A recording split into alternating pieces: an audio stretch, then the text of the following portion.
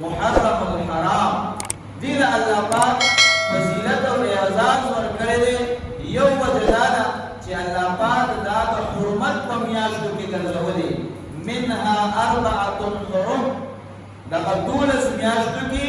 4 میاشتې د عزت دي یو میاشت پکې د محرم الحرام ده نو چې ګوره الله پاک ورته د عزت میاشت ویلې ده نو ما او تعالی پکار دي چې دغه میاشت د حرمت او د عزت خیال وساتو دویم نمبر جناب نبی کریم علیہ السلام مبارک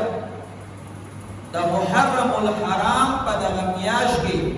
د روزي فضیلت بیان کړی دی نو د الله پیغمبر فرمایي چې د رمضان المبارک د روزي نه علاوه افضل روزه دا د محرم الحرام په دغه میاشت کې نیول دي هغه روزه فرض ده او دا روزه نفل ده او په فضیلت کې د رمضان المبارک پسې دغه ټوله میاشت فضیلت لري او په دغه روایت کې د الله پیغمبر فرمایي شهر الله د الله رب العالمین میاشتا وی کومه میاشتا وی المحرم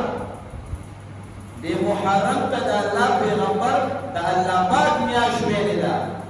نو محرم الحرام ته دویم فضیلت حاصل شو چې د الله پیغمبر ورته شهر الله ویلې د الله پاک میاشت ورته ویلې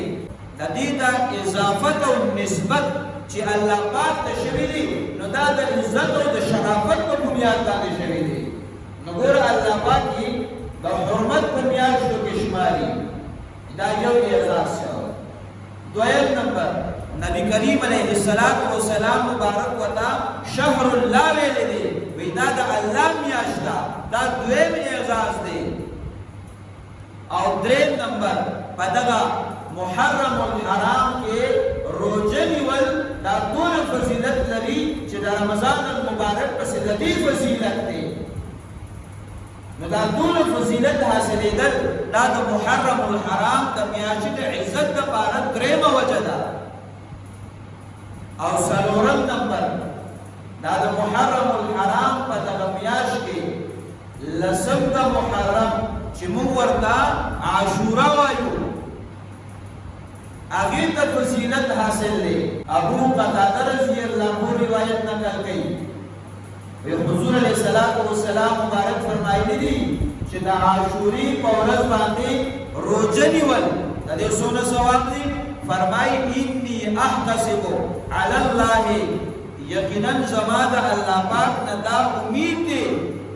ان یکفر السنه التي قبله چې د دې تیر شوي مخکینی کال د ګناهونو کفاره وګرځي د عاشوري په ورځ باندې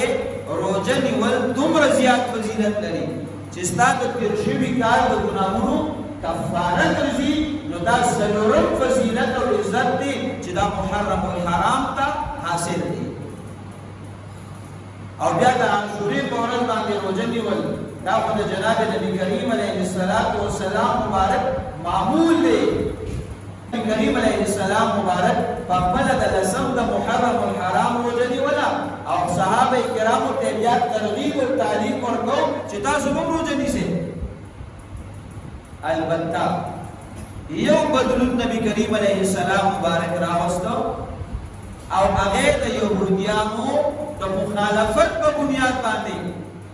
عبدالله ابن عباس رضی الله عنهما فرمایي چې د نبی کریم علیه السلام تعلیم دا صوموا التاسع والعاشرة تاسو روزه ونیسئ د محرم الحرام د نهم او د لسم وخالف اليهود او د یهودیانو مخالفت وکړي او نبی کریم علیه السلام مبارک په خپل فرمایي چې آینده سال د محرم الحرام روزه نیسو نه موږ به صرف د لسم روزه نه نیسو بلکې موږ به ورسره نهم د محرم الحرام یوځای کوو نه موږ به د نهم او د لسم روزه ونیسو نو ګوره هغه فضیلت به حاصل شي د موسی علیه السلام اتباع هم راځه او د یهودو سره مخالفت رالی یهود صرف د لسم د محرم روزه نیسي او موږ امت مسلمه امت محمدیه دا به سره یو ونیسي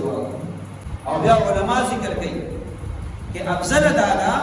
چې د نهم او د لسم محرم الحرام روزه ونیسا که نهم د روزه ونی ولا او د لسم روزه نیسي نو بیا ور سره د یو لسم محرم روزه ونیسا نو بیا هم ستاسو دروځي شي د لسم او د یو لسم بشي نو نهم او لسم یا یو لسم او یو لسم نو مخالفت د يهودو ورش نو فضیلت هم حاصل شو او مخالفت د يهودو هم راغلی